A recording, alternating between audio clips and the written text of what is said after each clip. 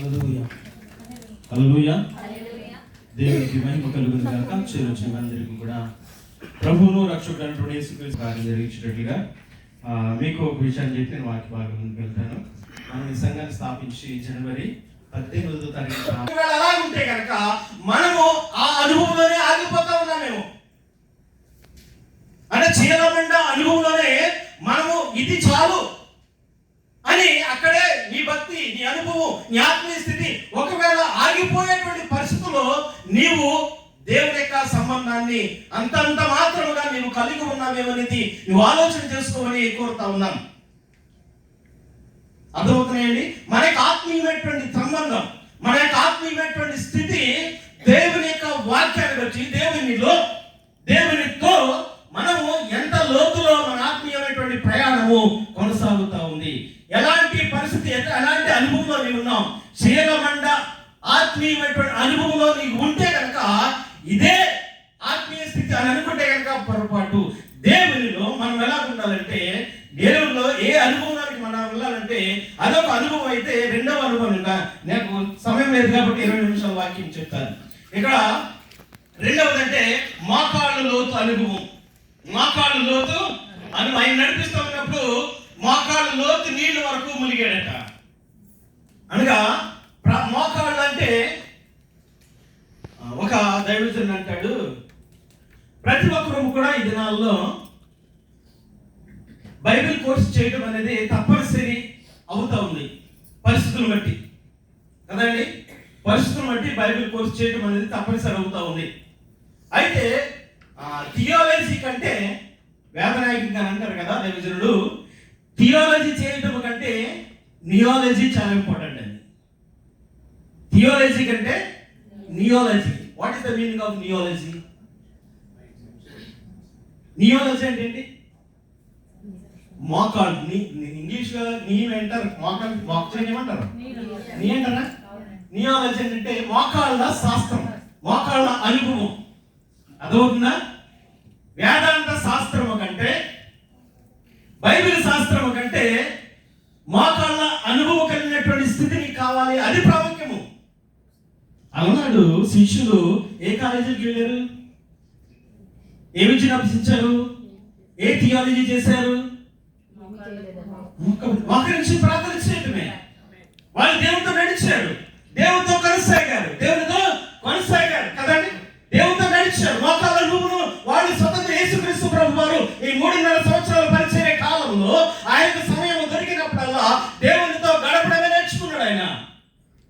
మోకాళ్ళ అనుభవాన్ని మనం కలిగి ఉన్నప్పుడు అయితే నీ స్థితి, నీ పరిస్థితి ఎంత లోతైనటువంటి ఆత్మీయమైనటువంటి పరిస్థితి నువ్వు కలిగి ఉన్నావు. చీలమండ వరకు ఆగిపోయావా? మోకాళ్ళ అనుభవంలోనికి, ప్రార్థన జీవితంలోనికి నువ్వు వచ్చావా? ఒకవేళ ఇంకా కూడా రాలేనటువంటి అనుభవంలోనికి నువ్వు ఉంటే కనుక వాక్యంలో మనం మునగాలి, వాక్యంలో మనం మోకరించాలి, దేవుడి సన్నిధిలో మోకరించి ప్రార్థన చేయాలి. ఏకాంత ప్రార్థన, మోకరించేటువంటి ప్రార్థన అనుభవాన్ని నువ్వు లేకపోతే కనుక నువ్వు చేసేటువంటి, నేను చేసేటువంటి భక్తి వ్యర్థం కదా. మనం అంటున్నట్లుగా ముట్టినట్లుగా మనం ఆయనతో మన బంధం, మన సాంగత్యం, మన సహవాసం ఒకవేళ అలా ఉంటే కనుక దేవుడు నిన్ను చూసి నన్ను చూసి సంతోషిస్తాడా అని అంటే అది మీరే గ్రహించుకోండి. ఆయన సంతోషిస్తాడా? సంతోషించాడు కదా. ఒకవేళ ఆ స్థితిని దాటి, ఆ మెట్టును దాటి మోకాళ్ళ అనుభవంలోనికి వచ్చామనుకోండి, ప్రార్థనా జీవితాన్ని మోకరించేటువంటి అనుభవంలోనికి, ఆత్మీయ స్థితి అనేటువంటి ఆ యొక్క అనుభవంలోనికి నువ్వు వస్తే దేవుడు నిన్ను చూసి ఆనందిస్తాడు, నన్ను చూసి దేవుడు సంతోషిస్తాడు. ఒకవేళ అనుభవంలోనికి నువ్వు రాలేకపోతున్నావేమో, దేవుని యొక్క వాక్యము వరద వలె, నది వలె దేవుని యొక్క మందిరములో ప్రవహిస్తూ ఉంది. దేవుని యొక్క వాక్యము ద్వారా నిన్ను హెచ్చరిక చేస్తూ ఉన్నాడు, దేవుడు నీతో మాట్లాడుతూ ఉన్నాడు. వాక్యము ద్వారా దేవుడు నిన్ను నింపడానికి ఇష్టపడతా ఉన్నాడు. ఎంతవరకు ములుగుతూ ఉన్నావు వాక్యంలో? ఎంతవరకు నీవు ములగడానికి ఇష్టపడతా ఉన్నావు? ఇది సరిపోతలే, చీలమండ అనుభవం సరిపోతుంది, నేను దేవుని యొక్క మందిరానికి వెళ్తున్నాను కదా, ఆదివారం కూర్చుంటున్నాను కదా, పాటలు పాడుతున్నాను కదా, సాక్ష్యం చెప్తా ఉన్నాను కదా, కానుకలిస్తా ఉన్నాను కదా, ఇది సరిపోద్ది అని నీవు మోకాళ్ళు చీలమండ అనుభవంలోనే ఒకవేళ అలా ఆగిపోతా ఉన్నావేమో. అది కాదు కదా, అది కాదు కదా దేవునికి కావాల్సింది. మోకాళ్ళ అనుభవంలోనికి రావాలి, మోకరించేటువంటి అనుభవాన్ని నువ్వు కలిగి ఉండాలి. అట్టి స్థితి, అతి ఆత్మీయమైనటువంటి స్థితి నీ దగ్గర ఉందా, నా దగ్గర ఉందని దేవుడు కోరుకుంటా ఉన్నాడు. పిల్లరా, ఎప్పుడైనా మనం మోకరించి ప్రార్థన చేసామా? మోకాళ్ళు నల్లబడతాయంట, హృదయము తెల్లబడతాయంట. మోకాళ్ళు నల్లబడితే హృదయము తెల్లబడుతుందంట. ఒక విషయాన్ని మీకు చెప్తాను. నేను 3.5 సంవత్సరాలు నేను 1999లో నేను పరిచర్య స్టార్ట్ చేశాను. 1999లో వాక్య పరిచర్య చేసినప్పుడు, నేను 99లో నేను బైబిల్ ట్రైనింగ్ వెళ్ళినప్పుడు వాక్యం తెలియదు, నాకు ప్రార్థన తెలియదు, ఏం చేయాలో కూడా తెలియనటువంటి పరిస్థితుల్లో నేను ఒకటే అడిగాను. 3.5 సంవత్సరాలు నీ వాక్యాన్ని నేను మాట్లాడాలి, నీ వాక్యం నాకు కావాలి, నేను నిలబడి నీ వాక్యాన్ని ప్రకటించేటువంటి పనిముట్టుగా నీవు నన్ను వాడుకోవాలి అన్నప్పుడు 3.5 సంవత్సరాలు నేను ప్రార్థన చేస్తే ఈ వాక్యాన్ని దేవుడు నాకు ఇచ్చాడు. ఊరికి రాలేదు. హల్లెలూయా.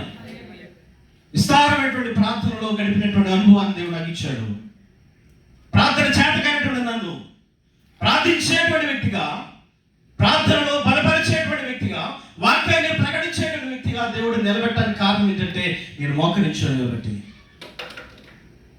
మోకాళ్ళ అనుభవాన్ని నేను కలిగి ఉన్నాను కాబట్టి. నేను కలగడం కాదు, ప్రతి ఒక్కరూ కూడా దేవుడు కోరుకునేది మోకాళ్ళ అనుభవం కావాలి. చాలా మంది అంటారు మోకరించలేనండి, మోకాళ్ళ నిపుణులు అంటారు. అయితే కావచ్చు కానీ ఆ మనస్సు నీ దగ్గర ఉండాలి, అట్టి స్థితి మన దగ్గర ఉండాలి. ఎంతవరకు వాక్యము మనం మునిగాం? చేరుమండలో అనుభవంలోనా, మోకాళ్ళలో అనుభవంలోనా? మూడవదిగా అది చదువుకుంటూ వెళ్తే నడుము లోతు, గొడ్డు లోతు వరకు. దీని అర్థం ఏంటంటే మనము దేవుని యొక్క ఆత్మలో పరిపక్వత చెందుతూ ఇతరులను ఆశీర్వాదకరంగా మార్చేటువంటి అనుభవం. దేవుని యొక్క ఆత్మలో పరిపక్వత అంటే పూర్తిగా అన్ని ఆత్మీయమైనటువంటి స్థితులు తెలిసినటువంటి వారముగా, నేర్చుకున్నటువంటి వారముగా, అనేకులకు ఇతరులకంటే మన ఆత్మీయమైనటువంటి స్థితి ఇతరులకు ఆశీర్వాదకరంగా ఉండాలి. అర్థమైంది అన్నమాట. మనం చేసేటువంటి భక్తి వల్ల, లేకపోతే మనము దేవునితో నడిచేటువంటి స్థితి వల్ల ఇతరులు ఆశీర్వాదకరంగా మారగలిగినటువంటి ఆత్మీయమైనటువంటి అనుభవము మనము బొడ్డు లోతు వరకు కూడా ములిగలిగినటువంటి అనుభవంలో మనం ఉండాలి. ఎక్కడ ఆగిపోయాం మనం? ఎక్కడ ఆగిపోయింది మన ఆత్మీయ స్థితి? చీలమండ వరకు ఆగిపోయామా? మోకాళ్ళ లోతు వరకు వచ్చామా? బొడ్డు లోతు వరకు వచ్చామా? ఏ స్థితిలో మీరు ఉన్నారు, ఏ స్థాయిలో మనం ఉన్నాం అనేది నాకు తెలియదు, కానీ మీకు తెలుసు. ఎవరి స్థితి వారికి తెలుసు కదా. దేవునికి వాక్యం ఉంది, ఎవరికి కూడా తీర్పు చేయడానికి నీకు అధికారం లేదని దేవుడు చెప్పాడు. వాక్యం సెలవించేది ఏంటంటే ఎవరికి కూడా, ఏ మానవుడికి కూడా తీర్పు తీర్చేటువంటి అధికారం ఎవరికి కూడా దేవుడు ఇవ్వలేదు. దేవుడే తీర్పు తీర్పోతూ ఉన్నాడు. న్యాయాధిపతిగా న్యాయ సింహాసనం మీద కూర్చుని మానవాళి ప్రతి ఒక్కరికి కూడా ఆయన తీర్పు తెచ్చిపోతున్నాడు.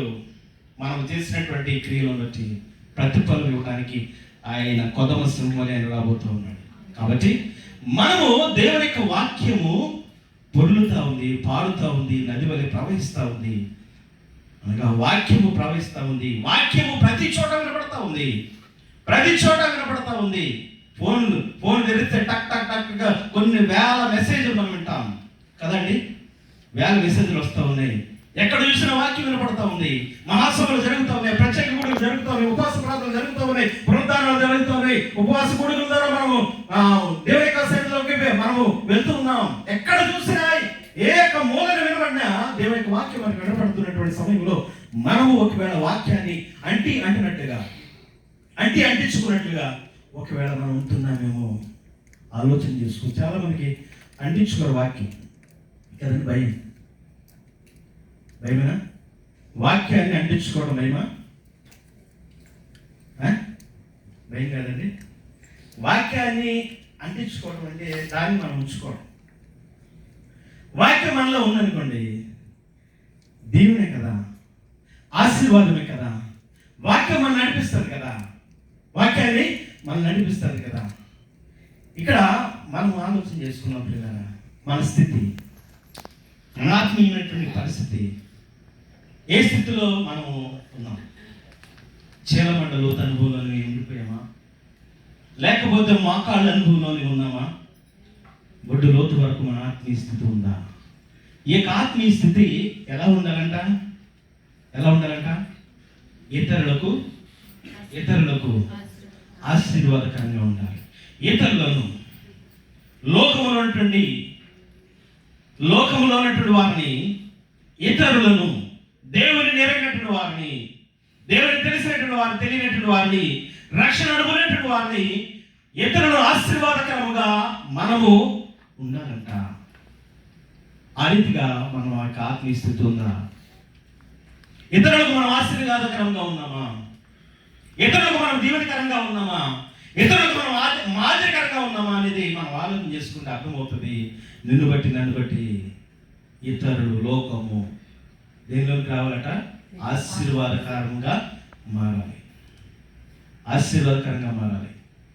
కనుక ప్రియులను ఆలోచన చేసుకుందాం, మన యొక్క ఆత్మీయ స్థితి ఎలా ఉంది? ఆఖరిగా నేను చెప్తా ఉన్నాను, పూర్తిగా ఏదలేనంత లోతు అయినటువంటి అనుభవం కదండి. ఈదగలిగినంత అని అంటే మన నియంత్రణ మానేసి మన యొక్క చిత్తాన్ని మనం నెరవేర్చకుండా పూర్తిగా మనం ఎవరిలో ఉండిపోవాలి కదండి? దేవుల్లో పూర్తిగా నిమగ్నమయ్యాలి కదండి. నీ సాగేద యేసులతో నా జీవిత కాలం అంతా పడగ. అలాగా మైమరచిపోయి నడిచినటువంటి వ్యక్తి ఎవరు? హానోకు కదండి. హానోకు మరణించలేదు కదా, అలా దేవునితో పాటు వెళ్ళిపోయాడు కదండి. మైమరచిపోయాడు. భక్తిలో, నిష్ఠలో, దేవుని అనుసరించడంలో, దేవునిలో కొనసాగడంలో అసలు నిష్ఠ కలిగినటువంటి వ్యక్తిగా దేవుళ్ళు అలాగా వెళ్ళిపోయాడు. అది భక్తి చేస్తే, దేవుని ఆరాధిస్తే, దేవునిలో కొనసాగితే అలా కొనసాగాలి. పూర్తిగా ఆత్మీయతలో మనం ములిగి తాగాలి. మన చిత్తం మనం నెరవేర్చుకోవడం అనేది ఎంత మాత్రం కూడా కుదరదు.